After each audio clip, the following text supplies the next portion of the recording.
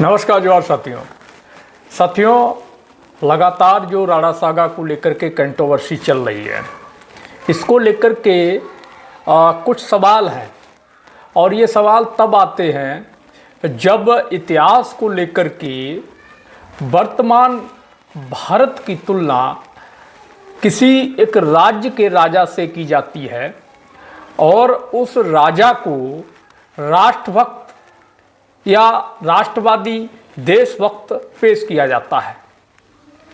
अभी आज ही मेरठ में एक सचिन सुरोही जो अखिल भारतीय हिंदू सुरक्षा संगठन का राष्ट्रीय अध्यक्ष है, उसने सपा के दलित सांसद वरिष्ठ नेता रामजी लाल सुमन के ऊपर 1 करोड़ का इनाम रखा है उनकी जीभ काट के लाने को लेकर। चलिए इस पर हम बाद में बात करेंगे और वीडियो भी दिखाएंगे। उससे पहले कुछ सवाल हैं जो मैं आपसे पूछना चाहता हूँ। क्या भारत राणा सागा के समय एक राष्ट्र था? क्या आज़ादी से पहले भारत की एक राष्ट्र के रूप में पहचान थी, एक देश के रूप में पहचान थी?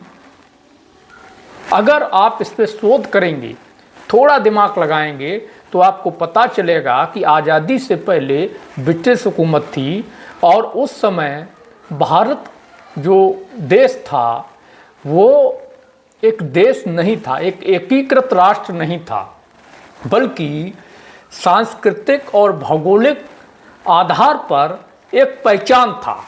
भारत एक पहचान थी और राष्ट्र की जो संकल्पना है ये 18वीं सदी के अंत में यूरोप में उभरी थी।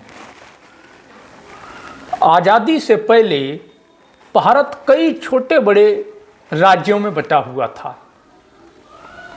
कई राजे रजवाड़े थे और राजाओं के लिए उनका राज्य ही उनका राष्ट्र होता था।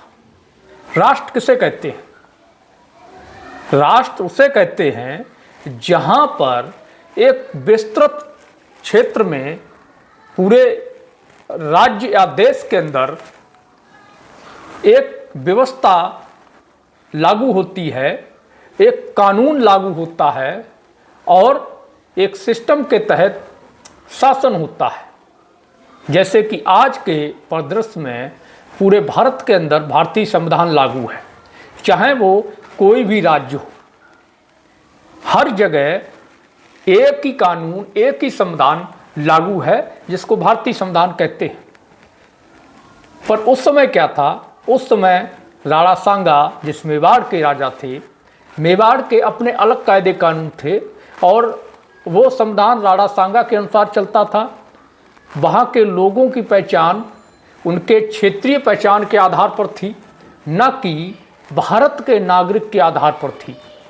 उसी तरीके से आगरा की सल्तनत थी, दिल्ली की सल्तनत थी, आमेर की सल्तनत थी या दूसरी जो सल्तनत थी, जो रियासतें थीं, जो राज्य थे, उन सभी राज्यों के अपने कानून कायदे होते थे जो वहाँ के राजा के अनुसार संचालित होते थे, वहाँ के राज्य के अनुसार संचालित होते थे और समय समय पर कोई दूसरा राजा आता था तो कानून बदलता भी था और उस राज्य के नागरिक दूसरे राज्य के नागरिक दोनों की एक पहचान नहीं होती थी।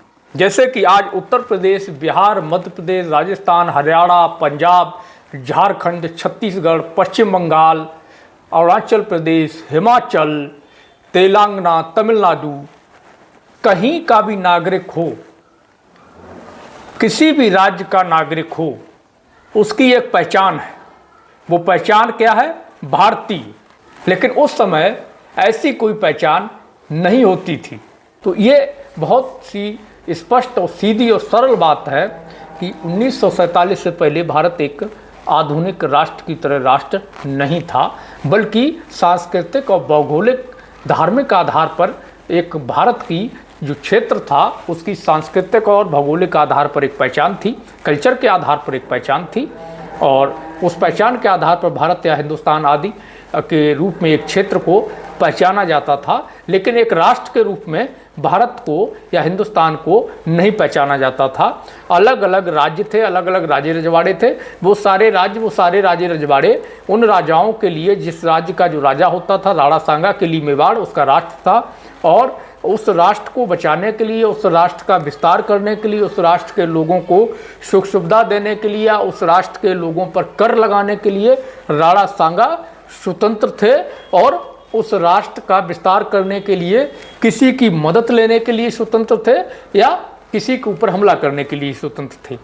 अगर हम इस दृष्टिकोण से बात करें तो राणा सांगा ना ही देशभक्त थे और ना ही राणा सांगा गद्दार थे, लेकिन कुछ लोग अपने ईगो और जातीय अहंकार में उस समय के क्षेत्रीय राजाओं को पूरे भारत के नागरिकों पर देशभक्त और राष्ट्रवादी पहचान के रूप में थोपना चाहते हैं, उनके महापुरुष के रूप में थोपना चाहते हैं। लेकिन जब आप ऐसा करते हैं, उसी समय से दूसरा पक्ष उस राजा को राष्ट्रद्रोही या गद्दार कहने का हकदार हो जाता है, जिस राजा ने भारत के किसी भी राजा के खिलाफ आक्रमण के लिए किसी दूसरे राजा से मदद ली, किसी दूसरे राजा को आमंत्रित किया, किसी दूसरे राजा को भारत में बुलाया, किसी दूसरे राजा की अधीनता स्वीकार की।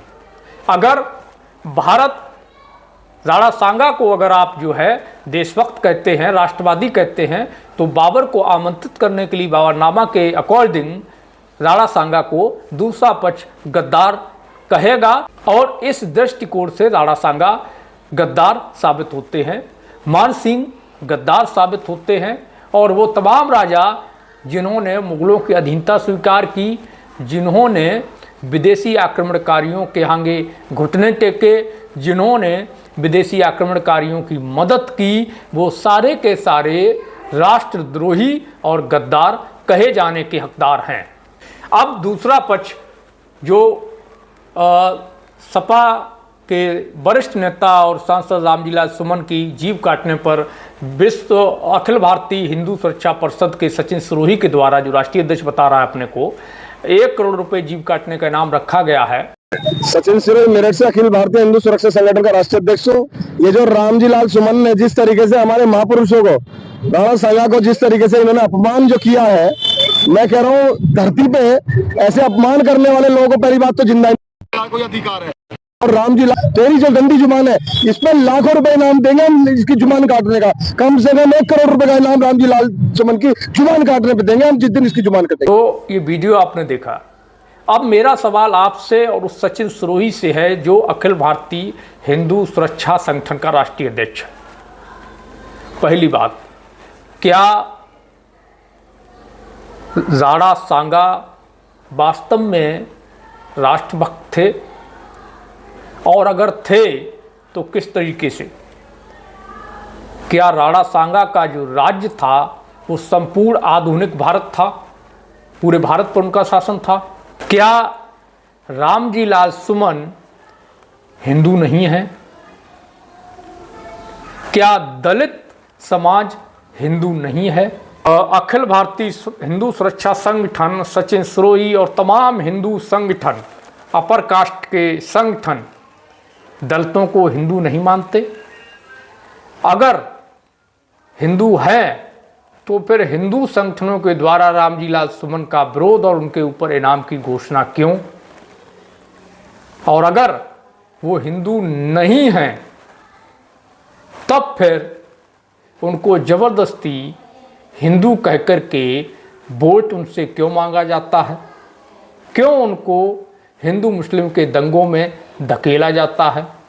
क्यों उनका इस्तेमाल धर्म के नाम पर मुसलमानों या दूसरे समुदायों के खिलाफ लड़ने के लिए किया जाता है? ये जवाब आप सभी से है कि वो बताएं कि राणा सांगा किस हिसाब से आधुनिक राष्ट्र के नायक हैं, जो आधुनिक राष्ट्र भारत है, किस हिसाब से उसके नायक हैं। वो मेवाड़ के नायक थे, मेवाड़ के नायक हो सकते हैं। मेवाड़ के लिए उन्होंने जो भी किया, एक राजा के रूप में अगर हम उस हिसाब से देखते हैं, उस प्रदेश से देखते हैं, उनके राज्य के हिसाब से, तो हम राणा सांगा को गद्दार नहीं कहेंगे, क्योंकि वो मेवाड़ ही उनके लिए राष्ट्र था और बाकी सारे राज्य उनके लिए विदेश थे, पराये थे, दूसरे थे। उन पे हमला करना, उनको छीनना, अपने राज्य का विस्तार करना, ये उस समय की नीति के अनुसार उनका अधिकार था। धन्यवाद।